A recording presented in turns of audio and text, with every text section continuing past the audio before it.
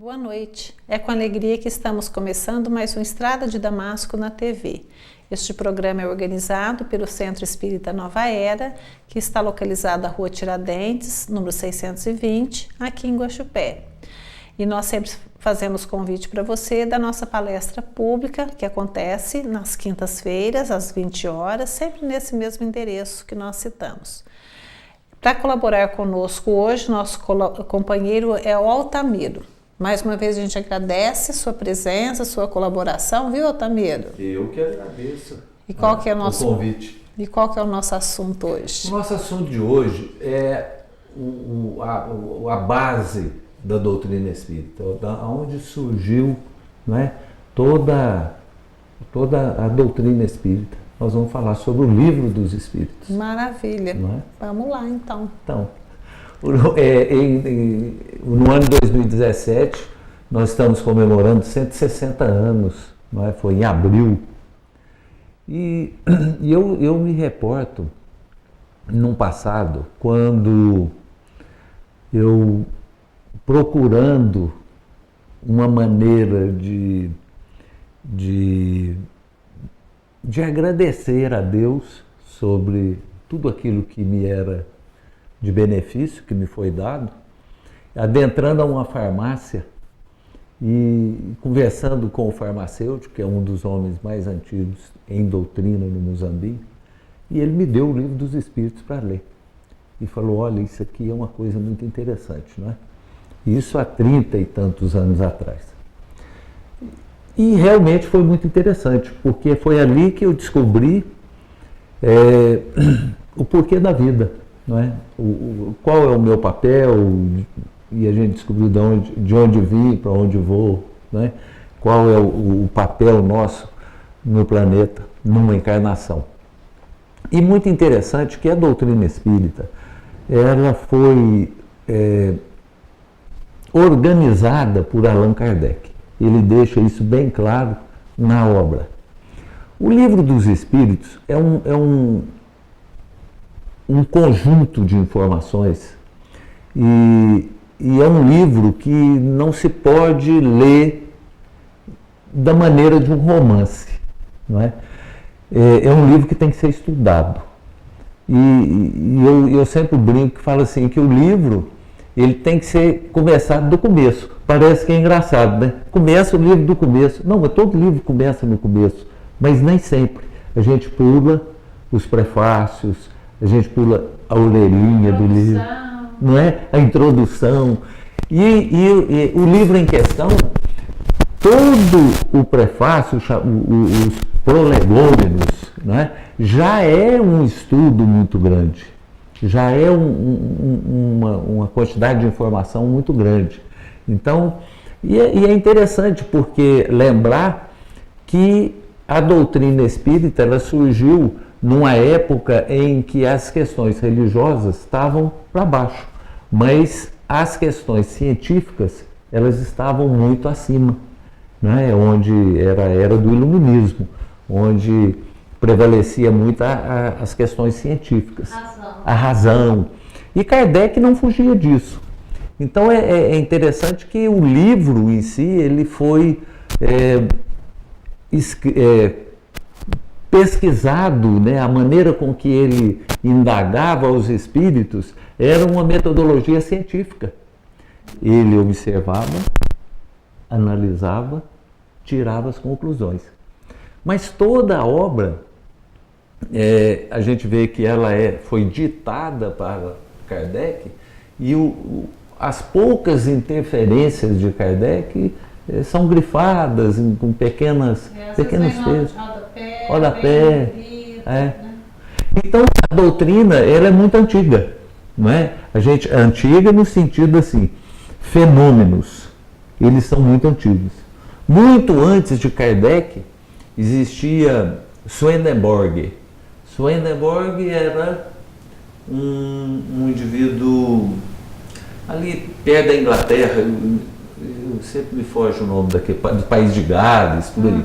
Ele era um médium excepcional. Dizem que na história não existiu outro igual.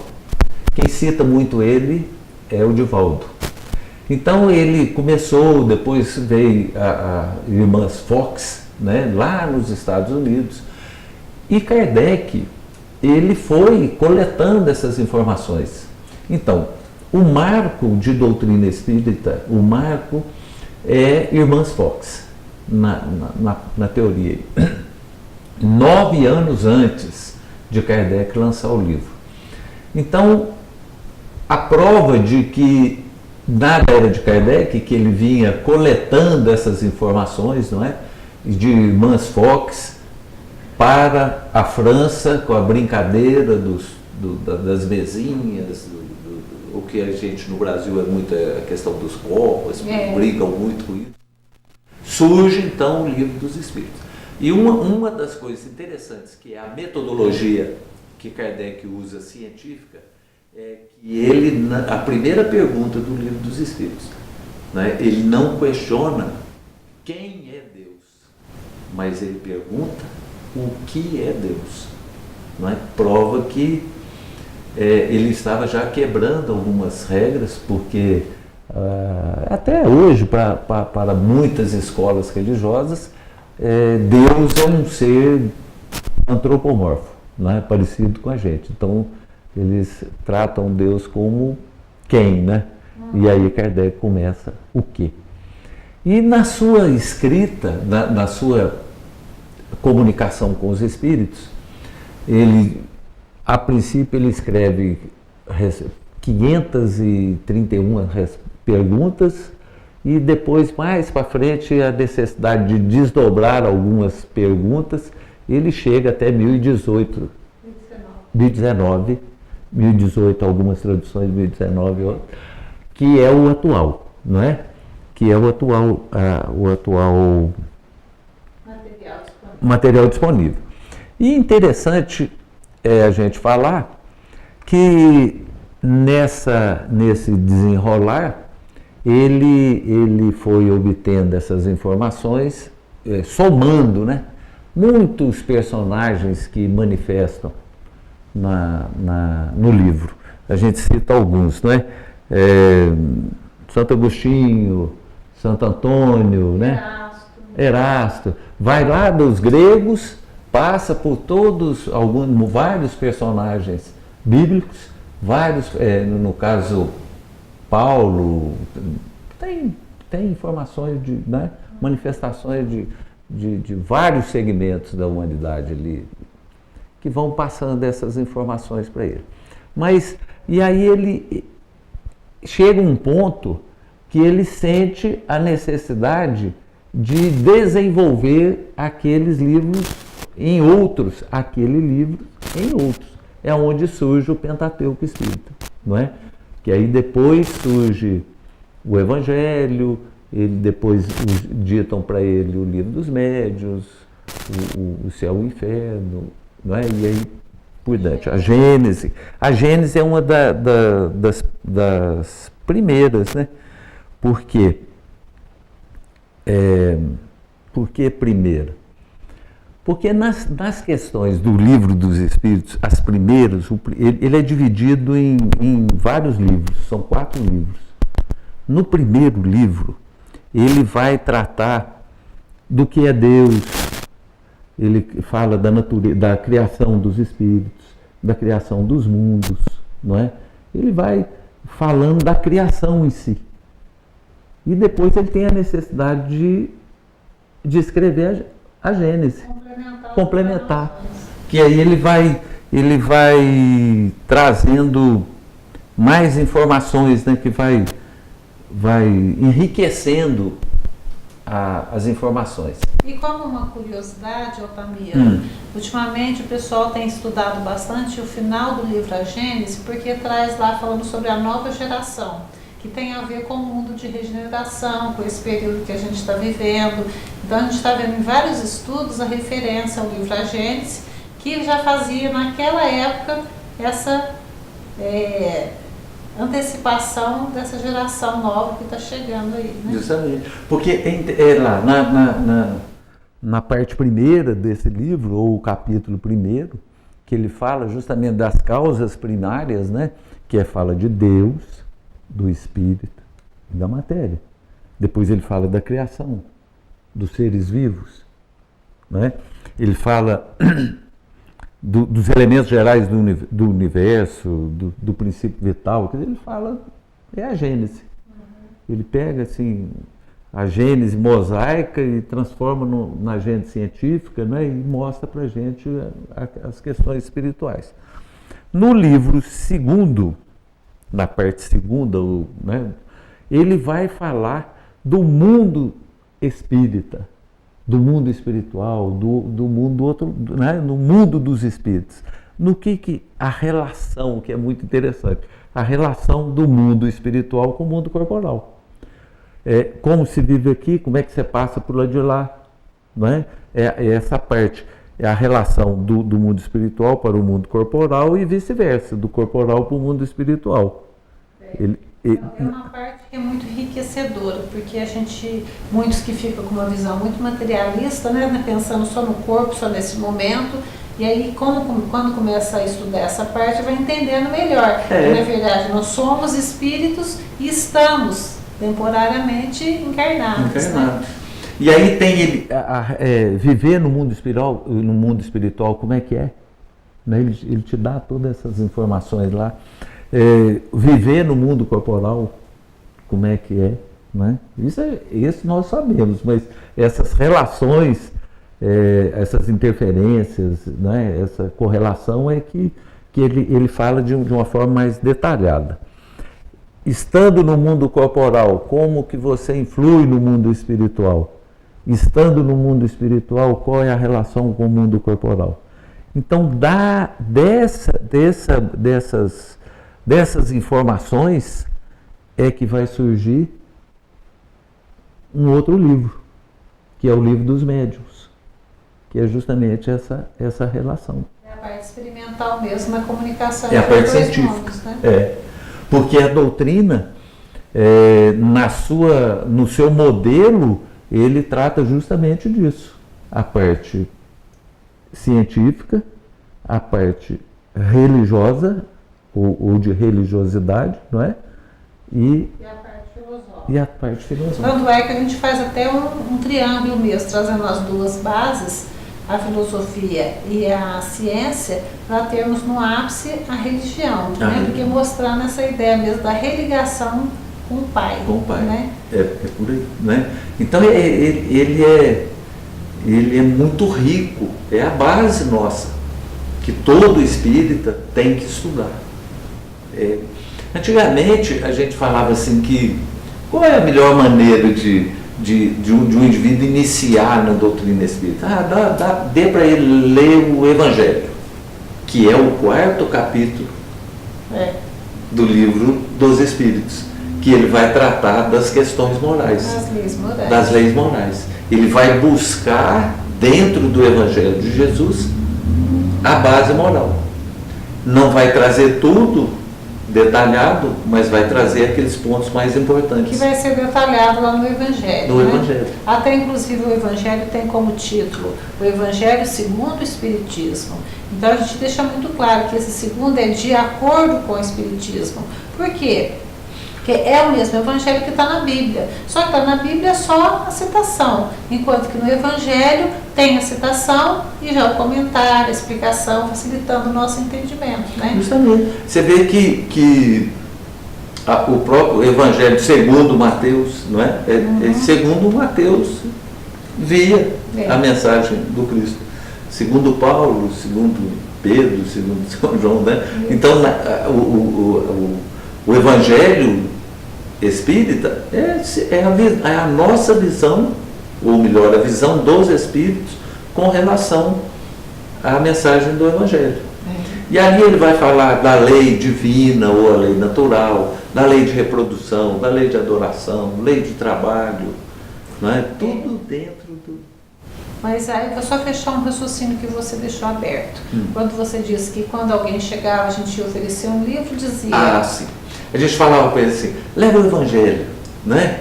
Mas em doutrina, mas o Evangelho, ele já existe a Bíblia no sentido, o Evangelho na Bíblia, não é? Agora, para conhecimento de doutrina espírita, para uma interpretação melhor dos dias de hoje, é o Livro dos Espíritos. Ele tem que conhecer lá.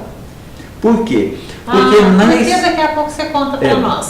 Nosso horário já está fechado de Mili, nós vamos chamar os nossos patrocínios culturais, sempre agradecendo esse patrocínio, e já já nós retornamos.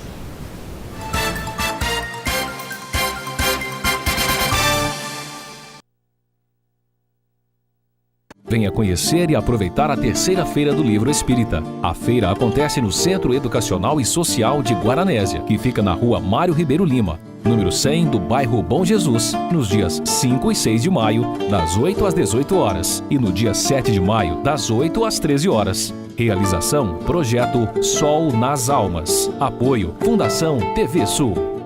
A Casa Fortaleza tem tudo o que você precisa, do básico ao acabamento, os melhores preços e as maiores variedades que você pode pagar em 6 vezes nos cartões Visa e Master. E ainda fazemos financiamentos pela Construcar e Cicobi Cred. Agora com uma novidade: você pode comprar peças e acessórios para o seu veículo na Casa Fortaleza, que fica na Rua Borba Gato 556, Recreio dos Bandeirantes. Telefone 3551-6589.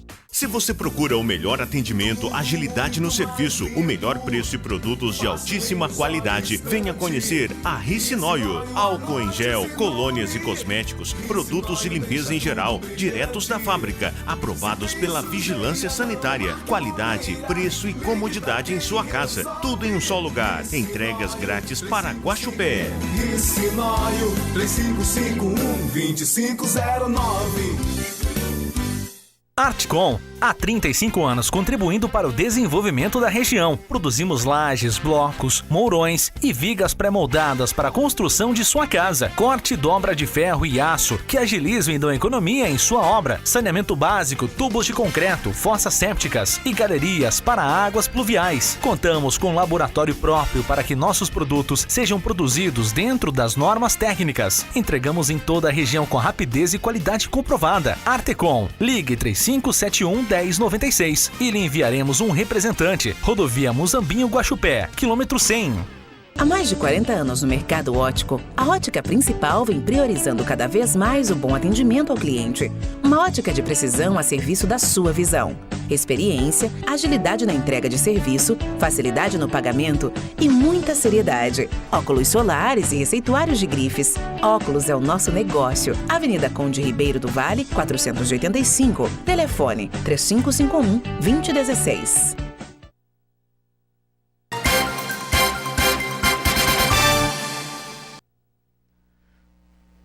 Dando sequência ao nosso bate-papo, colaborando conosco é o Altamiro, e nós estamos falando um pouco hoje sobre o Livro dos Espíritos, porque para nós, esse ano, 160 anos de Livro dos Espíritos, é uma data muito importante, e como a gente sempre fala, é um livro para ser estudado a vida toda, não é lido, é estudado, e não uma vez só, sempre.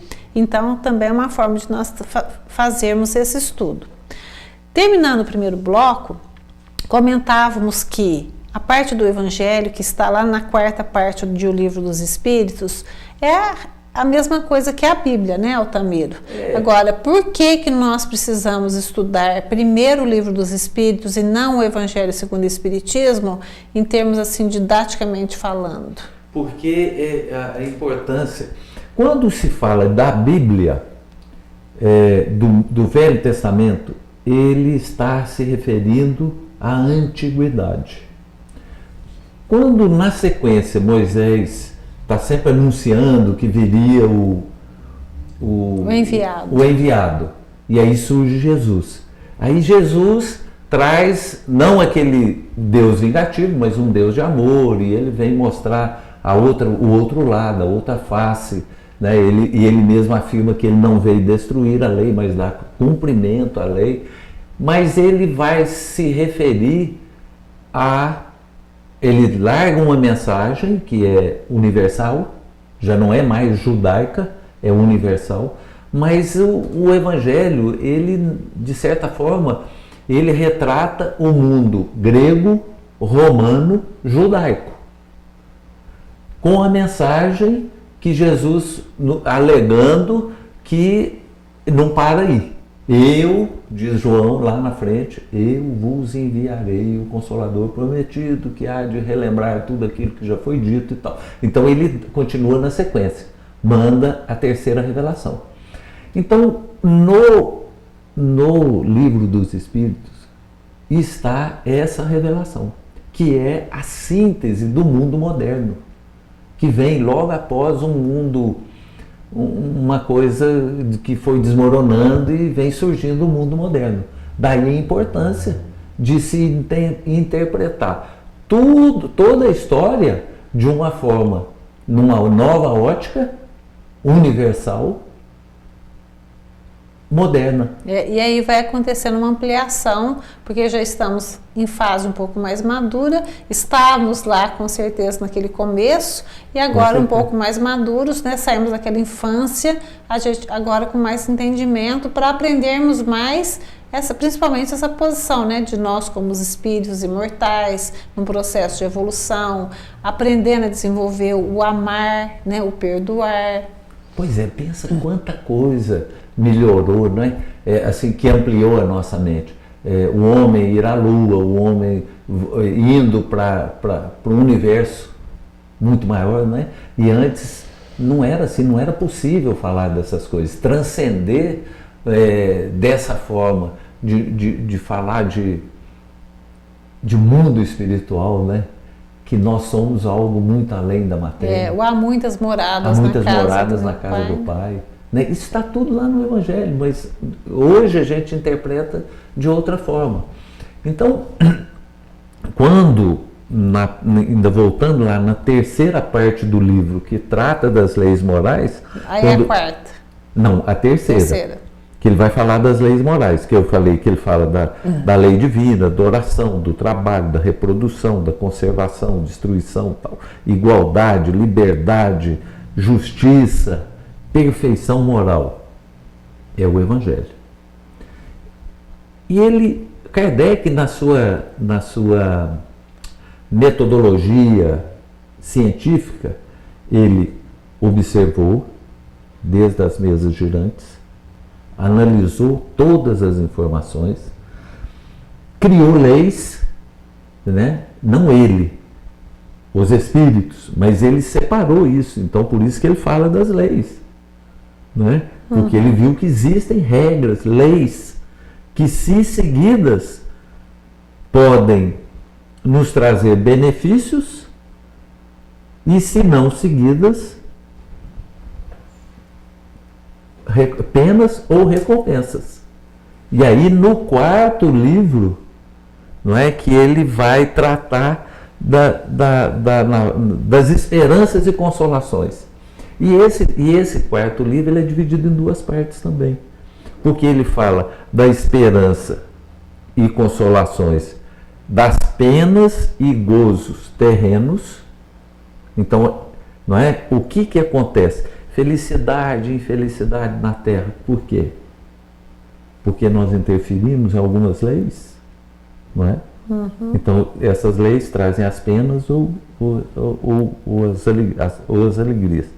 Ele fala da perda dos entes queridos, que é uma coisa que perturba muita gente, não é? Quando não tem essa ideia da perda.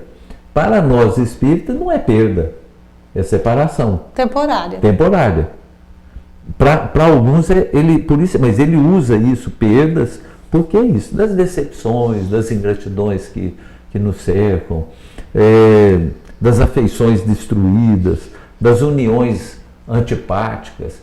Por que se teme a morte? E assim vai, na Terra. Né? E tem na parte segunda, penas e gozos futuros, ou seja, do lado de lá, não é? Porque o futuro está do outro lado. E a gente fala do lado de cá, do lado de lá também só por uma questão didática. Na verdade é tudo um lado só, né? Na verdade são dimensões diferentes, mas é tudo junto e misturado, né? O encarnado, a gente não está vendo os desencarnados, mas aqui nós estamos rodeados com os desencarnados, né? Convivendo com os desencarnados. E aí de lá ele fala, existe o nada? Existe uma vida futura, não é? Ele fala dessa intuição que nós temos da vida, porque todo mundo sabe, né? Que no fundo, todo espiritualista, ele sabe que o nada não existe, que a morte não existe. Tanto é que qual escola religiosa que não ora para alguém que já desencarnou? Se ele ora é porque ele acredita que está em algum lugar. No Evangelho, quantos exemplos tem, não é? E essa parte das penas e os gozos vão virar o céu e o inferno? O céu e o inferno. Que aí vai ter toda aquelas informações de espíritos manifestando, ó, aconteceu isso quando eu cheguei aqui, aí... E o mesmo significado de céu e inferno, como que já mudou, né? Em termos assim, até do senso comum, hoje fica assim, muito fácil de todo mundo perceber a ideia que a gente sempre já entendia, como céu ou inferno, estados interiores da nossa alma, né?